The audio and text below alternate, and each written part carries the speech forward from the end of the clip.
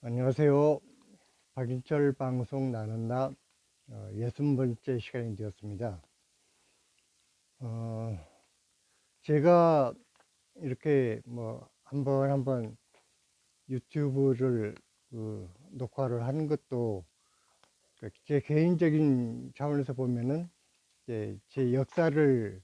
기록하는 작업이라고 볼 수 있겠죠. 뭐 제가 시작하자마자 이제 역사 얘기를 하는 이유가 이걸 어떻게 개인적인 차원에서 진행되는 일인데, 요즘에 세상이 워낙 뭐 어수선하고 사회가 안정되지 못한 상황에서 많은 사람들이 불안해하고 뭔가 좀 안정되지 못한 그런 느낌을 받고 이제 살아가다 보니까, 도대체 역사라는 게 뭔가, 또는 역사는 누가 만드는 것인가 라는 쪽으로 자꾸 생각을 하게 됩니다. 뭐 개인의 역사야 뭐 개인이 만드는 건데, 뭐 개인이 역사를, 자기 개인사를 만든다고 했을 때 이 세상 혼자 살아가는 것은 아니기 때문에, 한 사람이 역사를 이루어 가는데도 거기에 많은 어떤 여러 사람과 관계들 속에서 좋은 일, 나쁜 일, 뭐 기쁜 일, 슬픈 일이 번갈아 가면서 발생을 하고, 뭐 그런 것들이 뭐 중생들의 삶이라고 이제 얘기되는 것이겠죠. 자, 그렇다면은 개인이 만드는 역사는 그렇다 치고, 그럼 우리 사회가 흔히 이제 사회적 역사라고 얘기되었을 때 그 역사를 만드는 주체가 과연 누구인가, 즉 역사의 주류를 누가 이끌어 가는가라는 부분에 대해서도 또 생각을 하게 됩니다. 생각해 보면은 세종대왕도 역사를 만든 사람이었고, 연산군도 역사를 만들었던 건 사실입니다. 물론 세종대왕이나 연산군이나 조선 왕조 시대에 똑같이 왕으로서 군림했던 사람들이고, 다만 세종대왕 같은 경우는 많은 국민들이, 백성들의 삶을 어떻게 하면 좀 더 윤택하고 평온하게 만들어줬을까를 노심초사했던, 그야말로 어떤 국민을 사랑하는 그런 군왕이었던 데 반해서, 연산군 같은 경우는 국민들이야 뭐 어떻게 살았거나 말거나 그야말로 자기 혼자 뭐 술 먹고 계집질하고 하면서 흥청망청 살다가, 그것도 마음에 안 들면 수많은 선비들을 죽이면서 칼바람을 일으켰던, 그야말로 폭군 중에 폭군이 연산군일 것입니다. 그렇다면 이제 역사가 이어가는 과정에서 세종대왕 같이 훌륭한 군주, 내지는 연산군처럼 포악한 군주만 있느냐? 물론 그건 아니겠죠. 뭐 그만한 어떤 탁월한 업적을 남기지 못하거나, 또는 포악한 어떤 흔적을 남기지 못하는 평범한 군주들도 많이 있었을 것이고, 또 오히려 그런 시대에는 큰 불만 없이 평화로운 하루하루를 이어나가는 그런 평범한 시대도 있었을 것입니다. 그렇다면은 우리가 역사의식을 가져야 된다, 역사를 두려워할 줄 알아야 된다 라고 했을 때, 그 말을 듣는 역사의 주체자는 과연 어떤 사람일까? 그것도 한번 생각해 볼 필요가 있을 것 같습니다. 즉, 다시 말해서 단순히 역사의 어떤 창조자, 역사의 주인공으로서의 의미만 중요한 것이 아니라, 그 역사를 어떤 역사를 만들었냐 하는 것도, 즉 그 역사의 내용도 또한 몹시 중요한 그런 측면일 것입니다. 우리가 현재 대통령을 뽑은 지 이제 겨우 3년 돼가고 있는데 5년이라는 결코 길지 않은 시간 동안 그 보장된 임기 속에서 3년 만에 그 대통령을 끌어내리고 당신은 자격이 없으니까 이제 그만하고 다른 사람으로 대통령을 다시 뽑읍시다라고 얘기하는 이유가 즉 그만큼 국민들에게 어떤 그 통치자로서의 그 사회를 안정시키고 유지하고 내지는 발전시켜 나가는 그러한 역할을 전혀 해주지 못하기 때문에 국민들의 그러한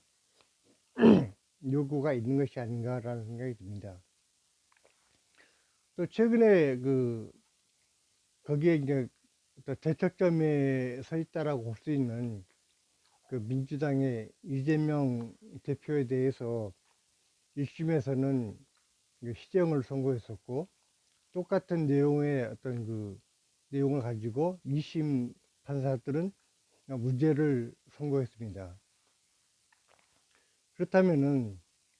1심 판사가 역사를 만들었을까요? 2심 판사가 역사를 만들었을까요? 물론 1심이나 2심이나 내용이 달라서 그렇지 다들 역사에 한 흔적을 남긴 것은 부인할 수 없는 사실입니다. 새로운 역사를 창조한다라고 했을 때 우리가 우리나라 그 몇 명 되지 않는 대통령들 가운데에서 남북 정상회담을 최초로 했던 그 김대중 대통령이야말로 그 우리 한민족의 역사에 새로운 한 획을 그은 그런 역사의 창조자가 아니었는가라는 생각이 듭니다. 물론 이제 그분이 이루어낸 여러 가지 업적 가운데에서 IT의 어떤 기반을 다져서 그 이후에 그러니까 미래의 어떤 그 한국인들이 먹고 살 수 있는 그러한 경제적 바탕을 이루었다는 측면에서 많은 그 칭송을 받고 있고 또 그 당시 현실적으로 직면해 와 있던 그 IMF 사태라는 경제적 위기 상황을 그야말로 그 어떤 국민들의 지혜를 모아서 금모으기 운동이라는 단합된 국민의 어떤 애국심으로 인해서 다른 어떤 나라도 그 이루어내지 못했던 짧은 시간 안에 그러한 위기 상황을 극복해낼 수 있었던 것도 그분이 이루었던 큰 업적 중에 하나일 것입니다. 근데 이제 이재명 대표 같은 경우는 아직 뭐 대통령이 된 것도 아니고 그 작은 도시의 시장과 뭐 경기도라는 한 그 어떤 지방자치단체의 장으로서 그 자기 자리에서 해낼 수 있는 그 다양한 역할, 그 충분한 업적을 만들어냈기 때문에 저런 사람이라면은 국가의 살림살이를 맡겨도 잘 해낼 수 있을 것 같다라는 그러한 판단하에 많은 국민들이 지지를 보내고 있는데 문제는 그 대척점에 서 있는 소위 그 기득권 세력들이 그런 사람이 정치를 하게 되면은 서민들에게는 많은 도움이 되겠지만 기득권층이 손에 쥐고 있던 어떤 이권들,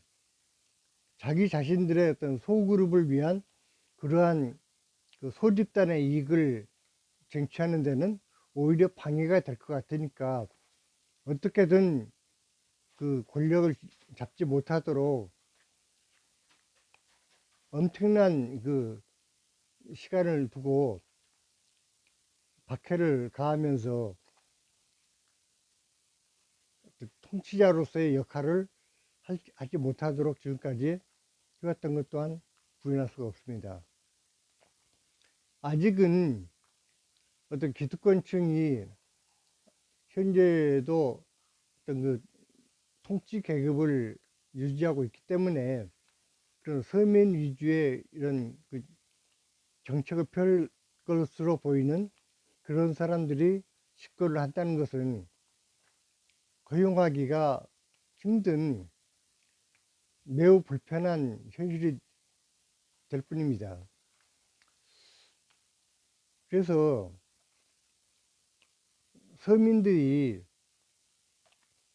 정말 그 힘없고 권력이 없고 돈도 없고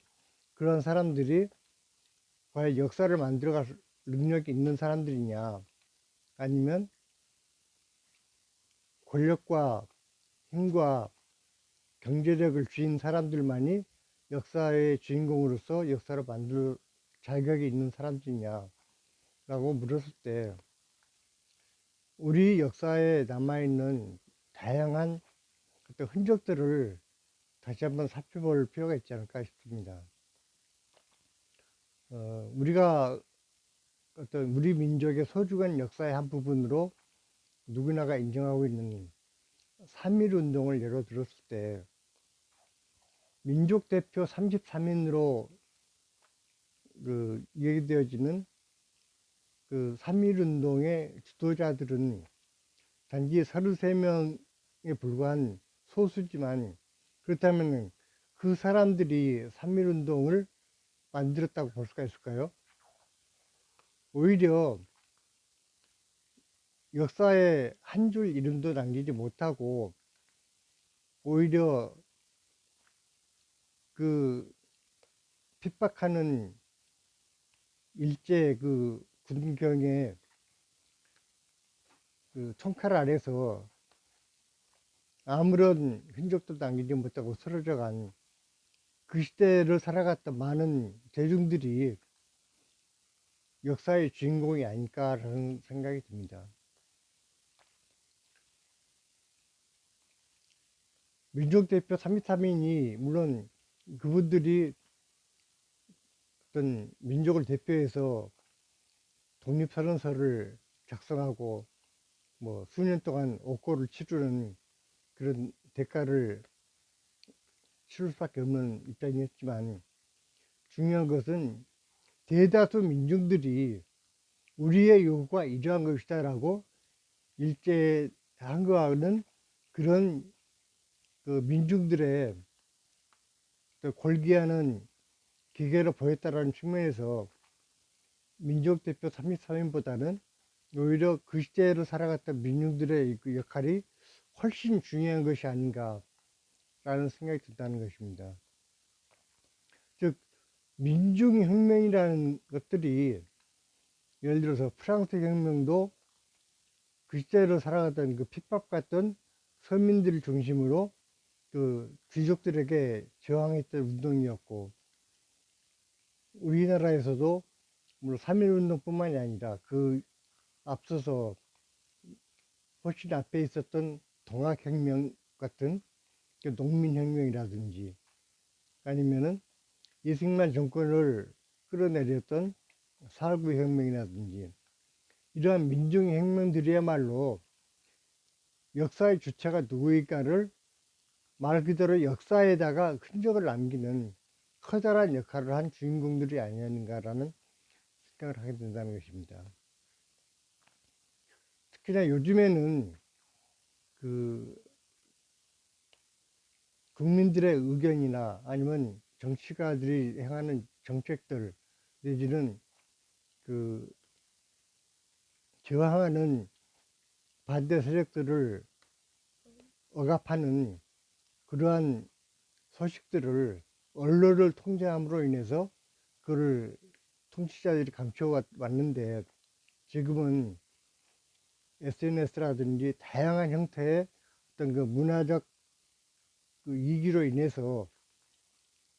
거의 실시간으로 역사적 움직임들이 전 국민들에게 알려지고 있습니다. 따라서 서민들이 역사의 주인공이 되는 것이 훨씬 쉬워진 시대가 현대 사회가 아닌가라는 생각이 듭니다. 단순히 힘없는 서민이라 할지라도 개인의 역사만 만들어가는 것이 아니라 역사의 주인공으로서 여의도 광장이나 광화문 광장이나 아니면 서초동의 어떤 법원이나 검찰 앞에 모이는 사람들이나 남태령에서 트랙터를 몰고 올라오는 농민들을 환영해주는 그런 젊은 사람들이나 모두가 역사의 주인이 아닌가라는 생각이 듭니다. 이제 남은 과제는 우리에게 주어진 그 역사들을 어떻게 좀 더 효율적으로, 좀 더 발전적인 방향으로 이끌어 나갈 것인가 하는 그런 측면일 것입니다. 거기에는 그러한 국민들의 역량을 긍정적인 방향으로 모아주는 그런 지도자도 필요할 것이고, 그러한 지도자들이 만들어 놓은 안정된 사회 속에서 자기 발전을 위해서 각자가 맡은 일을 성실하게 해내는 그런 모든 서민들의 노력들이 하나로 모여졌을 때 그것이 진정 소중한 역사가 만들어지지 않을까라는 생각이 듭니다. 이제 우리 소위 그 대한민국이 세계사 속에서 위치하는 그 역량이랄까, 우리가 보여줄 수 있는 다양한 어떤 그 결과물들이 많은 그 외국 사람들을 놀라게 하고 있습니다. 물론 경제적 발전과 정치적 민주화뿐만이 아니라 문화적인 성취 또는 과학적인 엽적 이런 것들이 다양하게 한민족의 우수성을 좀 보여주고 있기 때문에 이제는 그 정책을 만들어 나가고 그 실천하는 그 정책 입안자들이 제발 그 서민들이 다른데 에너지를 낭비하지 않고 각자의 위치에서 각자의 역사를 만드는데 최선을 다할 수 있도록 이끌어주고, 그러한 사회 속에서 우리 개개인들은 자기가 가진 능력의 범위 안에서 최선을 다할 수 있는 그런 멋진 사회가 만들어지기를 간절한 마음으로 바라봅니다. 오늘은 그 역사라는 그 주제 속에서 우리 개개인들이 처한 입장이 어떤 것인가에 대해서 생각을 하다가 역사에 대해서 제가 간단하게나마 한마디 말씀을 드려봤습니다. 감사합니다.